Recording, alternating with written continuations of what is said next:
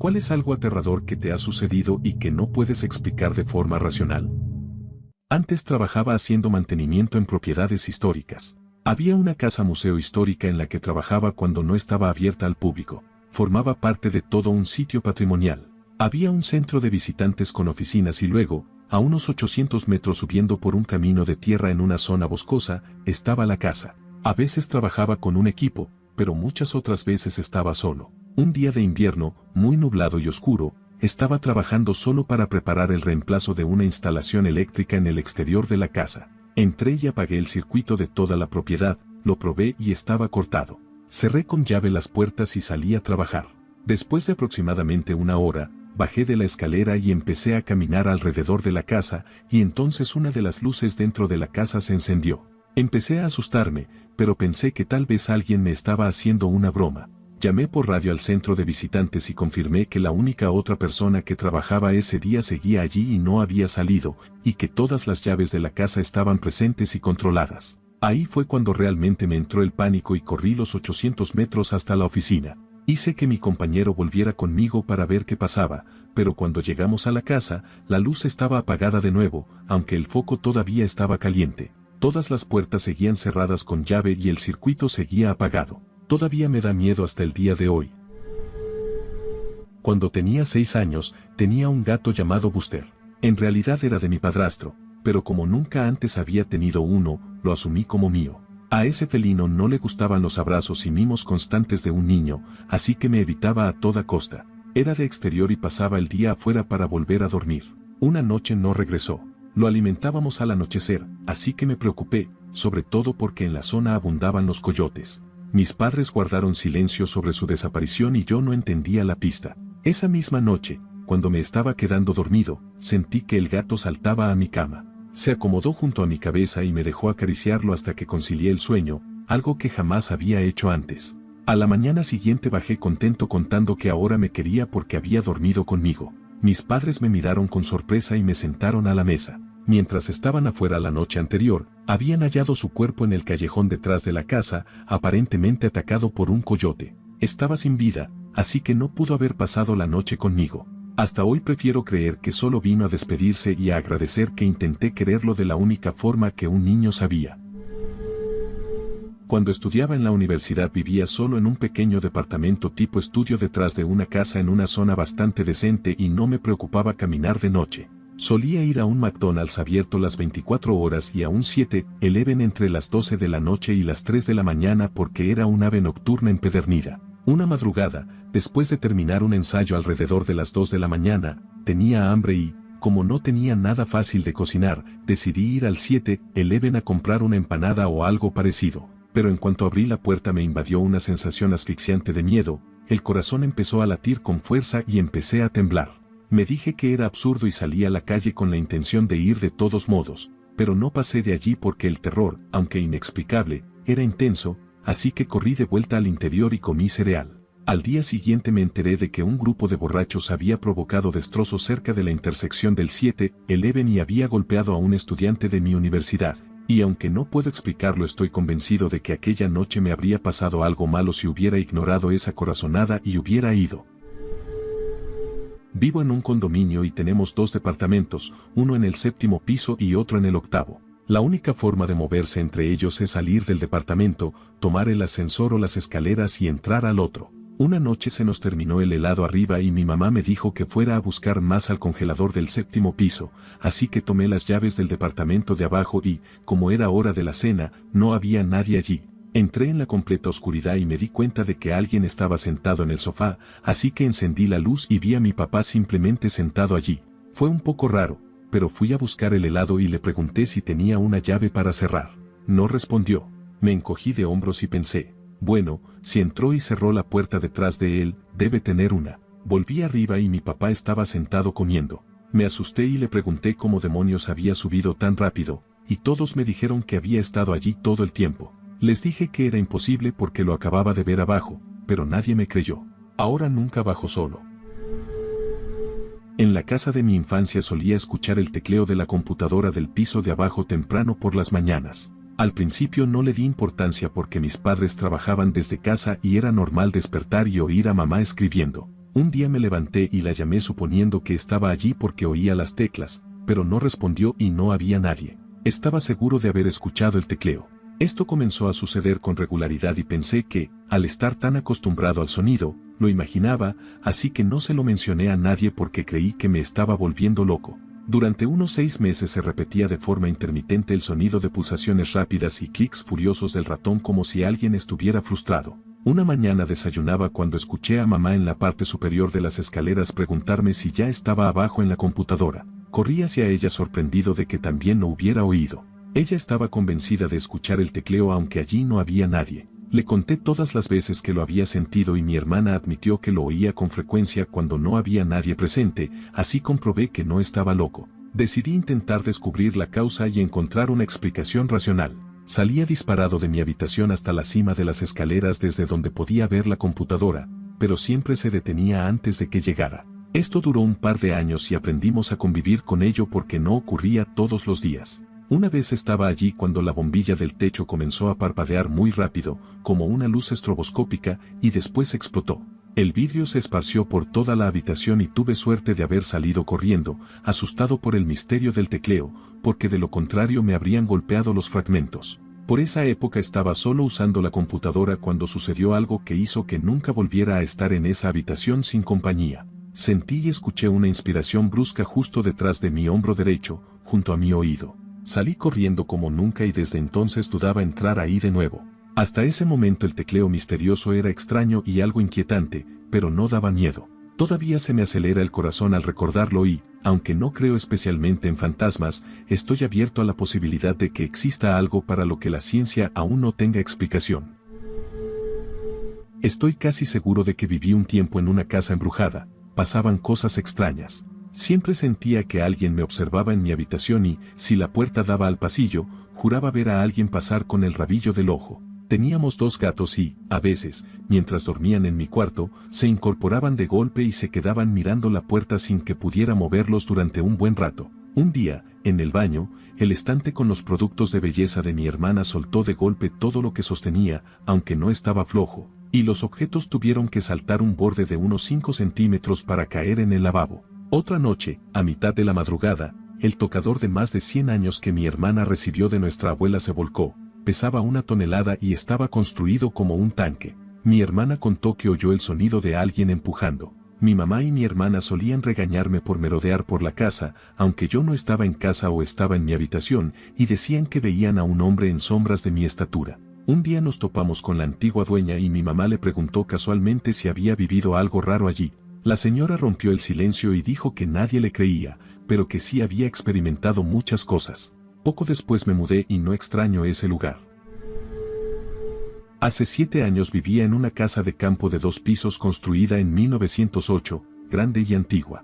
Estaba empacando ropa y colocándola en un dormitorio pequeño sin uso mientras llevaba puesto mi reproductor MP3, y la última vez que lo revisé marcaba 3/4 de batería. Iba en mi cuarto viaje con camisas en perchas cuando pensé que el armario también estaba vacío. Perfecto, las colgaré allí de nuevo. Aquel armario era casi otro cuarto, tenía una puerta baja de madera brillante y su espacio era 3 veces más largo que ancho con piso de madera dura. El barniz aún olía aunque seguro era nuevo hace 100 años. Me agaché y entré por completo pensando que era un sitio muy curioso. De repente la música duplicó su volumen y cambió a algo que no era música, un balbuceo electrónico rápido sin sentido. Me asustó por completo, salí disparado, miré el reproductor y estaba sin batería. Soy bastante racional. Ese MP3 a veces mostraba más carga de la que tenía y quizá aquellos sonidos fueran un fallo antes de apagarse. No creo mucho en fantasmas, pero les juro que aquello me sacudió y me aterrorizó hasta la médula. Sentí la piel electrificada durante 1 hora y nunca volví a sentirme cómodo en esa habitación.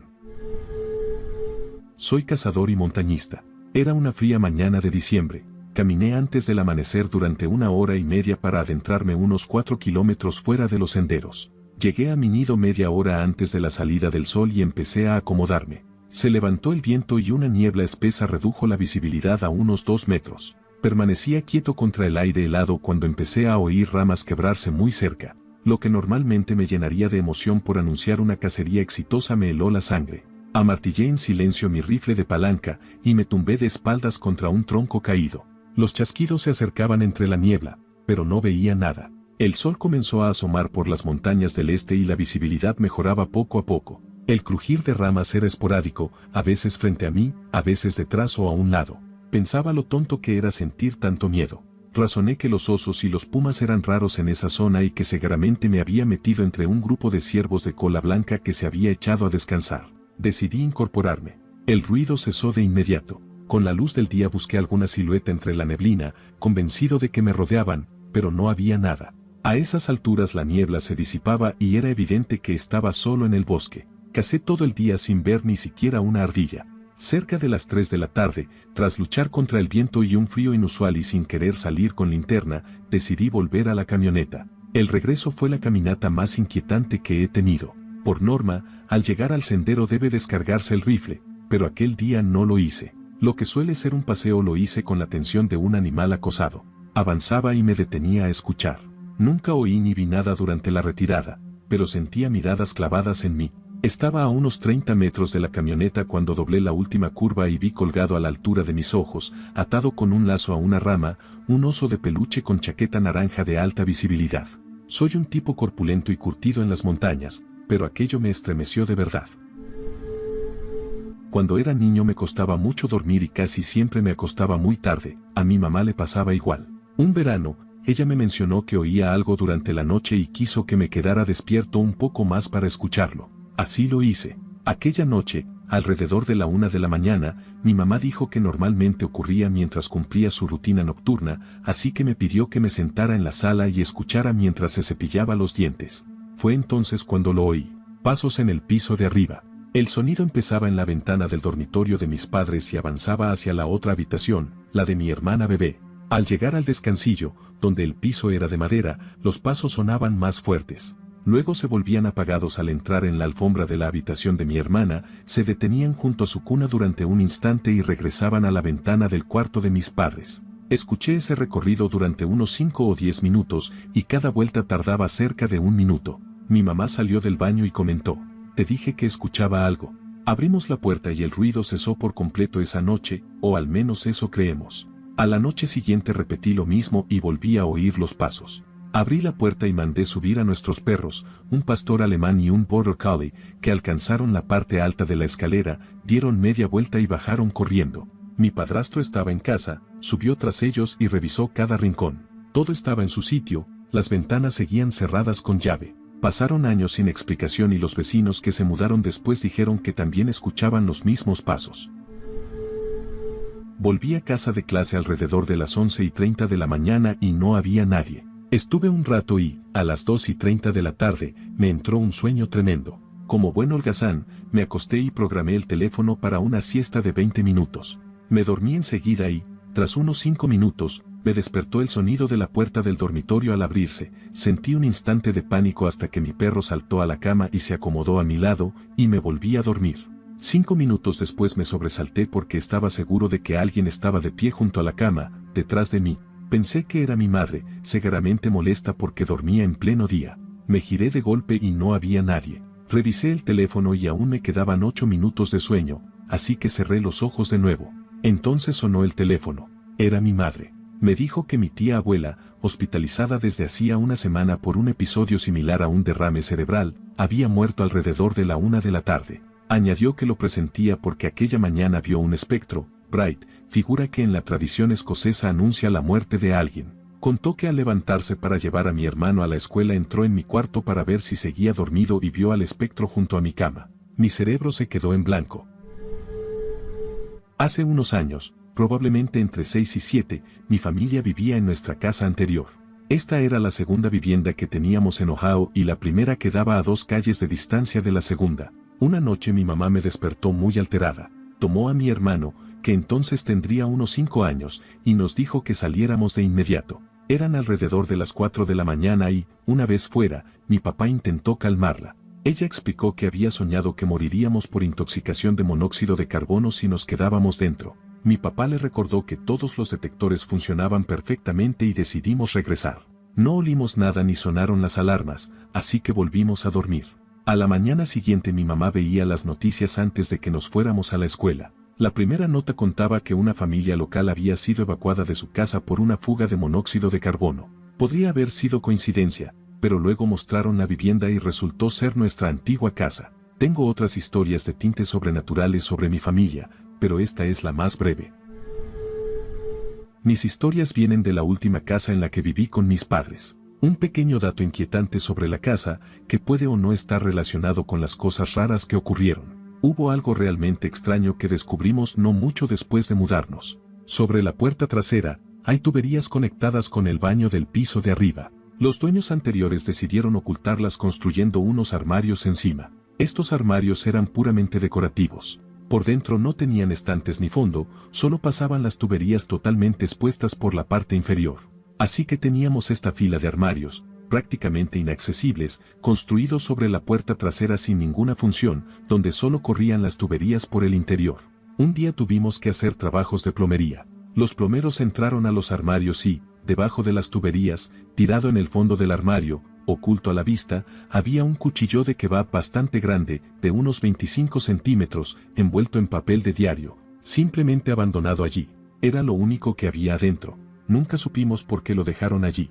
Yo tenía 16 años en ese momento, ahora tengo 29, y le pregunté a mis padres si lo llevarían a la policía. Dijeron que no. Supongo que no creyeron que sirviera de algo o quizá no querían arriesgarse a descubrir algo malo del lugar, dado que nos habíamos mudado hacía apenas unos meses. Mi papá todavía tiene el cuchillo en la casa, en algún lugar. Ahora paso a las experiencias. Una vez estaba en la cocina con mi papá.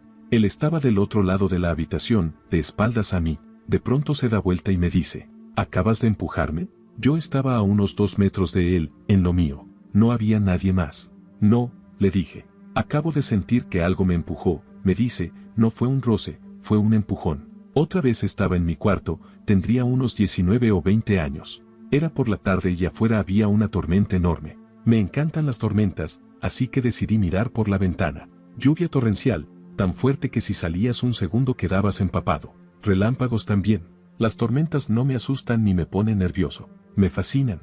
Mientras estaba sentado mirando la tormenta por la ventana, escuché lo que parecían ser un par de niñas pequeñas riendo o charlando desde la esquina de mi habitación, detrás de mí. Sonaba algo lejano pero lo suficientemente claro como para no confundir lo que escuchaba. La puerta de mi cuarto estaba cerrada, más o menos por donde escuché el sonido. Me levanté a investigar. Primero miré por la calle en ambas direcciones y no había nadie, como esperaba, por lo fuerte que llovía. Ninguno de los vecinos tenía hijos pequeños que pudieran estar en el jardín jugando bajo la lluvia. En ese momento solo vivíamos mi papá y yo en la casa. Él no estaba. No había televisión ni radio encendida. No había nadie cerca y no pude entender de dónde demonios salieron esas risas o voces. Alejándome un poco de esa casa y yendo más atrás en el tiempo, mi familia, mi hermana y mis padres, estábamos de vacaciones. Calculo que yo tenía entre 8 y 10 años. Estábamos en la habitación del hotel y de repente, detrás de todos nosotros, escuchamos una voz que susurró fuerte el nombre de mi papá.